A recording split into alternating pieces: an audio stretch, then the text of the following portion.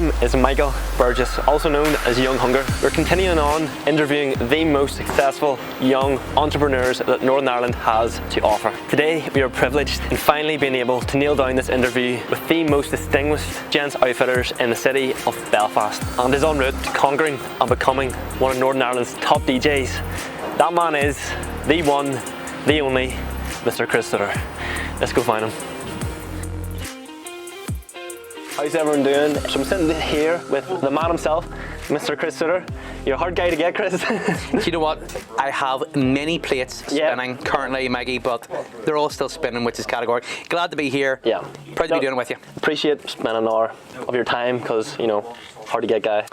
Look, you see, like I try to be as busy as I can all day, every single day, Michael. So yeah, it is hard sometimes for me to fit stuff like this in, but I know what you're here for. I know what kind of messages and stuff you're trying to get out. So look, I personally want to inspire the next business people coming through the world, and a podcast such as this with yourself is hopefully going to do that. So there you go. I want to start off by saying the reason why we're doing this is because we want to show that young people in Northern Ireland can become hugely successful in no matter what they do, and we thought Chris would be a great guy because you're in so many different areas. The suits, the coffee now, the DJing, the yoga. Where does this stop? So coffee is where it's at currently at the minute for me. We started our first wee coffee truck there at the end of last year. It's now currently in Dundonald. If anybody wants to go and check it out, it's in Moat Park. But we're now going on to coffee shops. So we're now going bricks and mortar. And our first coffee shop opens in Holywood, County Down on the 1st of November. Well, fingers crossed. Let's just say first week of November. Maybe not 1st of November, first week of November. And I'm going to do 10 of them. 10 of them? Going to do 10 of them. Going to do 10 shops. That's my plan. And the very first one, they say, opens in a couple of weeks. So describe me what a typical day looks like in the life of Chris Suitor. Typical, so from when you get up to when you go. Get out and get at it, yeah. An average day for me, Maggie, I set my alarm in the morning, not too early, for about 6:30, okay? And I would then doze until about 7 o'clock. And then that is me kind of starting to get up and out of bed. Yep. I need that little doze time. That's my meditation time. You know, a lot of people talk about meditating, and meditation is wonderful, and everybody needs to find their own way to meditate. Mine's in the morning. That doze, that kind of almost sleepy dream state, and that's with me getting everything filtered through in my day of what I need to achieve during that day. Then I'm up and let's get the coffee truck ready, because our coffee truck needs to be down in Moat Park for about 8:30. So the mornings, once we get up and get the kids to school, get the coffee truck down, it's then me. I come in the Suitor Bros, which is in here. It's the men's shop, and we get to get everything done in here, and then I just start planning through my day. Now my day can be very, very different. It can be seeing clients in here. It can be out seeing new business premises. It can be out I'm sitting a couple of different boards. So there can be lots of different stuff happening. It can be driving up to Donegal to do stuff on my cottage. Different every day. It's generally different every day, and I like that variety. I think that's one thing, Michael, that keeps me going. That no 2 days are the same ever. Whereas monotony for me can be one of the biggest anchors to success, because you get the same thing. You get stuck in a rut doing the same thing, and it almost then anchors you down and holds you down and stops you really getting out there. I get out there. Do you know what I mean? I go and do things. I do a lot of social media, as I'm sure if anybody follows me online, you'll see in my morning time, generally at about 11 o'clock, after having a wee cup of tea and a wee biscuit, right? Gotta have a wee cup of tea and a biscuit. I get into my social media, and then as I'm going through all my different social media platforms, there's always then other stuff that presents themselves that I may have to go and do this and go and do that. Then in the afternoon, start working out how to balance it all out, as well as do the work in here, serve customers,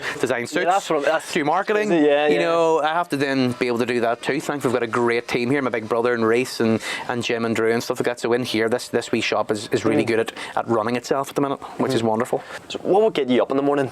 You're saying there about your kids. Yeah. Would that be your fuel? Yeah, number one, yes, the kids do get me because they got to get into school, yes, but no, I get up to go and try and have the best day possible every day. Best day for me can just be a nice coffee in the morning with a bun, a nice drive to work. Do you know what I mean? Knowing that what I'm going to do that day is going to help people. So number one, it's going to help me, maybe from my family and from my business going forward, but I could be going to help other people that day. One of the things that that really gets me going is that drive to make other people smile. I get a real big kick out of it, and that it is self-perpetuating, right? And what I mean by that is, see, because I've got such a decent social media profile and following, I get lots of nice messages generally throughout the day as the day goes on. So it drives me to do more nice things, because the more nice things you do for other people, the more crack you have with other people, the more messages you get, which then drives you to do it again, and it just keeps on going. Yeah, we actually really enjoy coming into the shop. Because it's like that there. I don't know, like atmosphere, or like there's feeling welcome. that's something that we have worked really, my brother and I and the guys have worked really hard on, which is making sure that this shop doesn't feel like a shop. It's like we had this discussion before we went live with a customer that it's an experience coming in here. Definitely. And it's a nice experience. And you know, we don't put any pressure on you, Michael, to buy anything. In fact, not that we don't care, but we literally don't care if you buy anything. Yeah. Take as long as you come in, have the crack, meet us. If you need to try on something, and you go out the door, brilliant. Yes. If you happen to buy something, even better. And that's where bring you back. It's a culture, Michael, that I've brought into all my businesses. That again, we want the staff to want to come to work. We want the customer to want to buy what we have, rather than this really forced sell culture, which is everywhere nowadays. Like if you see all these different courses popping up online, they're all to teach you to close the sale. Like I could probably be 3 times as successful financially if I was like that, but I'm not. You know, and that's kind of just what sets number one us apart as a business, number one me apart, is that I literally don't really care about the money, and that's the truth. The money kind of comes as a byproduct of doing the job the way we do it. And I'm quite sure we could make more money what we do if we were harder, but I wouldn't enjoy it then. Do you know, it wouldn't get me out of bed. See, what I like about you is you're not just in the suits. Yeah. You know, you're going coffee. Yeah. You're going yoga. Oh yeah. You're going DJing. Oh, the Look DJing. at them, you know what I mean? And the MCing, I love all that. Don't forget, I only started that 2 years ago. 2 years ago now, the DJing about it. You've got a YouTube channel. Over lockdown, you were doing your own wee bit for Cool FM. I've done. Oh, what a gig that was. It was brilliant. That was thanks to Hicks. Over lockdown, to try and bring people along and help me too at the same time. I done like a live gig every night, 7 o'clock for months. Yeah. Every night, people could know. Go on to Chris Suitor's Instagram channel. He'll be DJing. He'll be talking to you. Playing music, geeing you up, and giving people the whole positivity. But again, what not everybody sees, Michael, is that that's helping me. You know, it's very selfish, but selflessly selfish. Yeah. Okay, so I'm being selfish by trying to help others, but that is in turn helping me. You know, so a lot of people are going, Chris, why are you doing that? You know, as if like it's a hindrance to me. But that's where my mind changes things around. It's not. It's brilliant for me. What way do you handle criticism if you get it? I get all the time, and I get trolled. What way do you work it? Like, it used to annoy me. Did it? It did. Like it did. Definitely did, because I would be a sensitive sort of a person. So anybody speaking out of turn about me or you know, it used to get to me, because I'm out there trying to be the best human I can be, trying to be as nice as I can to everybody I meet, and yet somebody still has a problem with it. What you just got to do is you got to create a folder in your brain. Think of your brain as Microsoft Windows, and you got to create a folder called D, and D stands for dickhead. And then what you just do is you just drag and drop their name and their profile into the file him under D, and carry on. Is that how you do it? That's how I do it. Now, Michael, don't get me wrong, that took me years to perfect that, whereas I can't change their opinion. One thing I wanted to say, you're talking about get up, get out, and get at it. Yep. Goals, do you have them? Yes. Or have you accomplished it? Right, problem I hit there last year, I went to an event. She done quite a good little kind of thought process within her event, where you had to close your eyes, and she played all this lovely kind of soothing music, and you had to think of what you wanted to achieve in life. Do you know what I mean? Right, what did you want to do? And I closed my eyes, and I literally couldn't think of anything. No? Nope. Done it all. So I opened her eyes up. Nicola had loads of things written down. Everyone else was writing stuff down, and my page was blank. And I'm going, fuck. And like, it wasn't that I was trying to be a dick or anything. I was like, Nicola, I can't think of anything. And you know what I mean?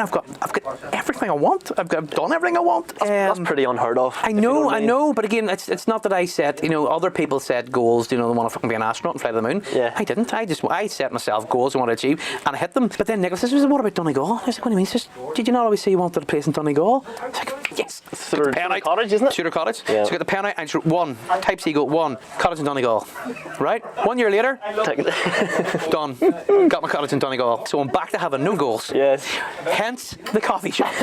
The coffee truck was set up out of necessity. The yoga end of things was gradually reducing over lockdown. So we had to think of something else for Nicola to do. Yeah. So the coffee truck came about, and we literally have smashed it out of the park with the coffee truck. Yeah. So yes, Suitor Cottage is done. I'm thinking, right, I need new goals. And you know what? I just had this inkling. I say it was about 6 or 7 weeks ago. Yeah. I want 10 coffee shops. I need to give myself a goal, because you need goals. You need something to aim at. Yeah, I think most people do one coffee shop. I know. You're going 10. I want 10 because again, people are telling me. I'd mentioned to a couple of people I'm going to open a coffee shop, and I might want 10, and they're going, "There's no way you're going to be able to do 10. You know, if you get one good one, you're laughing." I was like, "Well, fuck that, then I'll do 10." Yeah. So I need this because one's done. I have one done within a couple of weeks. I say it opens opens in November, and I've got believe it or not, I have got 2, 3 and 4 more or less done, right? So by Easter time I'll have 4. So why not have 10 within 2 years? Might as well. And to be fair, I have a really, really good friend who's in the coffee shops, and he's 30 something of them now, and me and him have had a chat about things, and 10 is the right number. So there's it's not that I've literally just kind of all over Northern Ireland, or these his ones are all over UK and Northern Ireland, but mine are going to be just Northern Ireland. Yeah. I would love to have them positioned so that you're only within half an hour, 40 minutes of a Suitor and Co. And that'd be class. You know what I mean? Around the country. So if anybody ever wanted to try my coffee or the food or whatever, they can get in the car and drive to one, no matter where they are in Northern Ireland. So that's kind of the plan with that at the minute. But yeah, I think goals are very, very important because I know there's going to be a lot of young people watching this. You don't need to know what your goals are too soon. Like when I was your age, you're 22. When I was your age, my goals were completely different than where they are now. And goals can change, but the main thing is to have goals. That's the key. But you don't have to have them written in stone. Like at 22, I was running my car body shop. I was spraying cars and lowering them and putting big exhausts and fancy stereo systems and stuff. And my goals when I was 22 would have been probably get a house bought, meet a girl that I can marry, have kids. Business actually was just business goals were buy a bigger turbo for my Subaru Impreza and maybe a new set of wheels from a Nissan Skyline. That was where the goals were. So the goals shift and change, but at least I still had something to work towards. Whereas I find a lot of younger ones nowadays get almost disillusioned with themselves because they don't have a goal yet and they're worried because they're getting told I need a goal. Here, don't worry about it. Just start small. Do you know what I mean? And don't forget, I'm 39. Are you? No, do you know what I mean? I'm 39. Do you know what I mean? I'm old. Do you know I'm I have 17 years on you, Michael. You think of what you're going to achieve between now and the next 17 years. Yes. There was a question here I really want to ask you because I think this will be really interesting. Do you see yourself as successful? In your own mind? In my own mind, let me see it seems as successful. Yes. Yeah, you do? Definitely. 100%. I'm thinking at the minute, life is good. I've done hit all the flipping goals that I really wanted to hit. I suppose what is success? Success is being happy, Michael. I think people find it hard to have a happy life because they're always wanting more, always wanting to go bigger. I'm happy with my lot though too, and that's with where I am and what I've achieved, and where I am in life with the people around me, and because success can be either emotional or financial. So see, when it comes to that emotional success, and I'm doing everything I want to do. I want to be a DJ, I want to do MC, and I want to do coffee. I like doing the suits. I've got my place in Donegal. If you put success on the smile in my face, I've got the biggest smile in the world. And if it comes financially, as I've said before earlier on there, I probably could have made 3 times the amount of money I've made by being a much harder driven salesperson. But money doesn't drive me, mate, at all. Money's good. Money's nice and buy stuff, and it is technically the blood supply to your life, right? All you need is enough. And so far I've been able to earn enough money to do what I have wanted to do. Now I say I can't go out and buy a Ferrari or a flipping jet or a fancy big house and stuff. No, I can't. I'm not, I know, financially at that level, but I don't want to. That's not one of your goals. It's not one of my goals at all. In fact, I can't think of anything worse. Well, maybe a Ferrari, but all the rest of the stuff, honestly, I've nailed it. I've absolutely flipping nailed it by helping people along the way and employing people, and just everybody kind of in it together type thing, and inspiring people. And I haven't looked around the shop, and there's a wee bit from loads of different sporting individuals from Northern Ireland. I see there's Carl Frampton. What's that? Rory Best is over there. Yeah. And just as the viewers that actually don't know this, before we started filming, Tyrone McKenna. Tyrone McKenna, Paddy Barnes, and Tommy McCarthy. Literally just came in the door as we were starting. Boxing royalty. But that's it. You just don't know who can. We dress so many different people now, and I came through a lot of hard work too, Michael, and a lot of shaking hands. A massive part of our success is I just kind of made it my number one on social media. I kind of made it my gig to go out and meet people. So I would be at every single event going.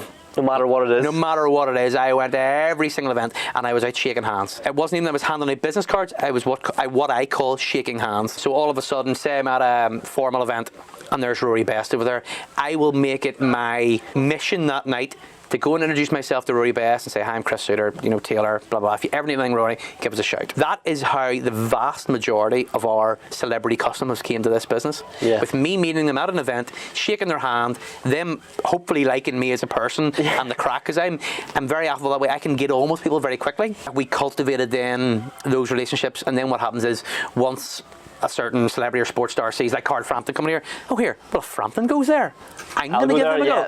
And then I was going to events and was meeting people, and I maybe bumped into someone, and I was like, oh yeah, you the guy that does Frampton suits? Yes, yeah, right here, I need a suit for a suit. Come on in and see us. And then we would just work them a super duper deal. They put us up on their social media, and it's a win-win. Win-win, Michael. Forever. Win-win. The client involved gets a stunning suit or whatever they need at a much vastly reduced price, and we get social media. We then get many more people coming into the shop for it. Like, that was back before influencers were a thing. Like, that was back whenever we didn't have influencers. Our influencers were our sports stars or our movie stars.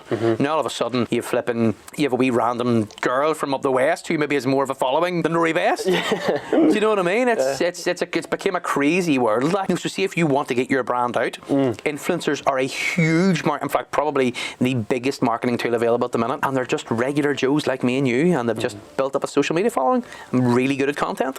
So we're down to our last question. You'll probably be glad to know. Yes. But I want to know from you, have you any advice for young up and coming men and women looking to make it big in no matter what they do? Yes. In their area of their life? The quickest, my sort of inspirational quote to them is enjoy the grind. And that is key, right? Literally working as hard as you can each and every single day, but as long as you enjoy it. There's nothing worse than working hard and not enjoying it, because that just drives you straight down the flipping don't know where. You need to find something you want to do, and you need to work as hard as you flipping can at it to make a success of it. Simple as that. No days off. No days? No days off. Not even Sunday? Not even a Sunday. No days off. 7 days a week. Give it your all, but make sure you enjoy it. Now here, by all means, have downtime. Flip me. What I'm saying is, like, as much as I love doing 365 days a year, that's, everybody doesn't have to do that. But, yes, enjoy your downtime, but make what you do, make it your life, make it your chill, make it your grind, make it everything. Do you know what I mean? That's the quickest way to, in my opinion. The social media thing, it's very easy for the young ones to go, I want to be a YouTuber or I want to do social media. Only a very small, it's like professional football or professional golf, a small, finite number of people hit it big. And you can end up just wasting your time and waste your time and waste your time. Whereas if you just get into a business or start something and just give it your all, find out what you want to do, but not to rush it either. Remember I was talking about the goals, which is, your goals will change, things will change in your life, but as long as you're giving every part of your life 101%, that's another one I use. You see it, my social media 101. As long as you're giving everything a 101, I mean giving your family the 101, giving your business the 101, giving yourself 101, you have to find your own balance. And that's one thing I've become very, very good at. I know when I need to slow down. I know when I need to go across the road for a massage. But I know when I need to see my family, I need to spend more time with the kids and wife. I know when I need to give more time to this place. I'm really, really good at managing myself and my time. So enjoy the grind, look after yourself and try and find a balance. But hard work is the key, guys. Like, that is just the key. Hard work. It's hard work. Yeah, it's something that's been instilled into my brother and I since we were flipping kids. Like, our family came from farmers from Monaghan, literally grew up with nothing. One of the usual old stories of, one shoe between 10 of them and had to walk 3 miles to school every day and jump overhead. Like, that was literally the Suitor family, on my dad's side particularly. They grew up with nothing. So their entire family just work their flipping nuts off, but enjoy it at the same time. You know what I mean? So it's kind of bled into me and him, and we just literally give it our all every day. That's why we came to you. Yeah, that's what I'm trying to inspire and trying to instill in particularly the younger ones now, which is just, don't try and get rich quick. By all means, get rich, but just don't try and do it quick. But the easiest way that I can see, what I do, is just to work really hard and enjoy the grind. That's kind of where I'm at with it. So there you go. Chris, can't thank you enough. Pleasure, Michael. I think we're going to try this great tasting coffee then. Yes. We'll go down here, have an eye. Go down and see Ryan, go to see the kid, get him to pour you. The flat white is literally amazing. So there you go. From the man himself, Mr. Chris Suitor. Thanks, I'll see you guys in the next one. We're away to taste some coffee, so see you later. Cheers.